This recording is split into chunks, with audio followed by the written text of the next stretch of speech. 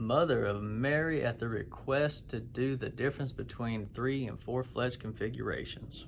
Well, here you go. I'm gonna break it down to you step by steps, reasons why you should and shouldn't go from a 3 fletch to a 4 fletch, 4 fletch to a 3 fletch, your different 4 fletch configurations, what you're gaining, what you're not gaining, when to use it, when not to use it. So starting off, the 3 fletch, the most common and historically most used fletching configurations out there and probably ever will be used. A 3 fletch is just good old tried and true. You really can't go wrong with it unless you're having broadhead tuning issues. Now stay with me.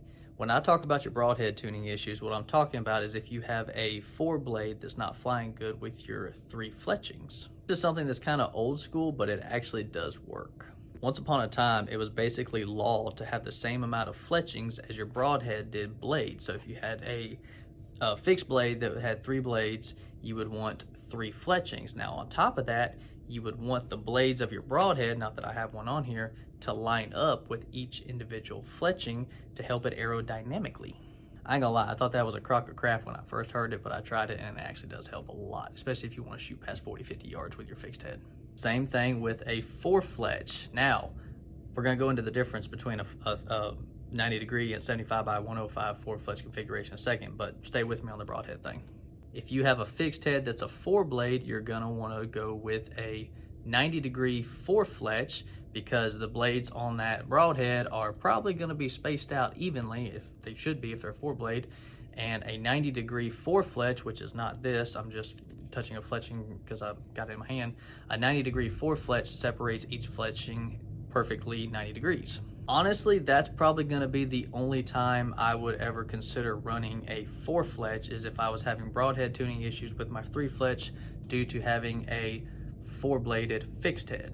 Now, going to the 75 by 105 4 fletch, it's just as it sounds. You're basically going to have a 75 and then 105 degree.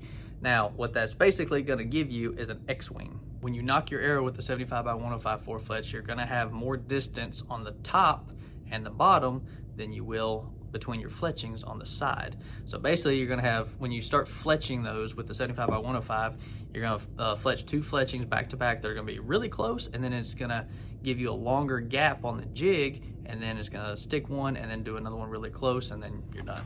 The only time I ever religiously run that particular 4 fletch configuration is when I'm shooting super long distances for total archery challenge. And the reason I do that is because with the 75 by 105, it gives you more fletching clearance. So I'm able to move my housing down further without hitting the fletchings so that I can get more distance out of my shot. That is the only time I run that particular 4 fletch configuration personally.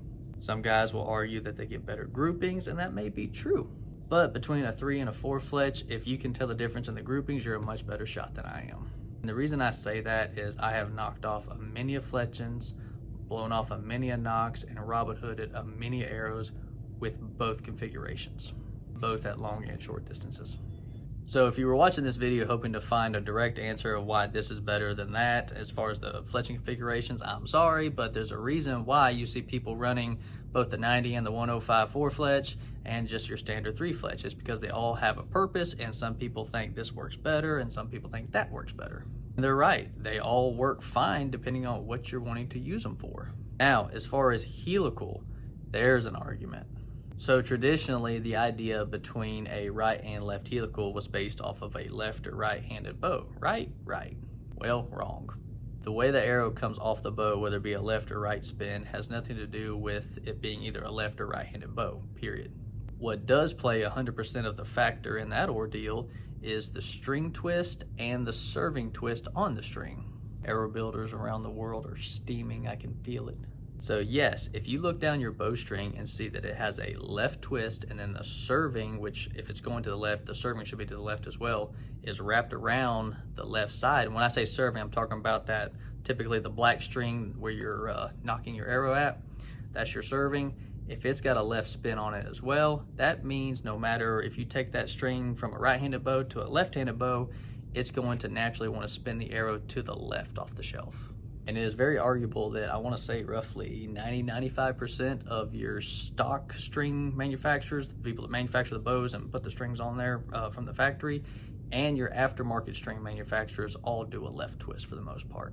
which is why we always do a left degree helical on all of our arrow builds, unless the customer requests otherwise, which means they've got one of those oddball strings where they know it's spinning their arrow naturally to the right, so they want a right helical. Now, as far as how much helical to put on there, that's strictly up to the shooter. You know, we usually do a 3 degree, sometimes 2 degree, depending on the diameter of the arrow shaft. Because basically we try to go relatively hard on the helical. It just really depends on how much helical we can do depending on how big or small the diameter of the arrow is without giving up any contact from the fletching. So with that being said, all the fletching configurations have their place and purpose. Same with left or right helical and how many degrees. It all comes down to what's working best for your setup, guys. We get asked this so much. What is the best? What is the best? What is the best? Here's what the best is. The best is what's still in business and people are still paying to use, which means the best could be multiple things in that same category. That just goes for archery in general. I hope this video kind of helped narrow down the direction you want to go with your equipment. If you got any questions, drop them in the comments.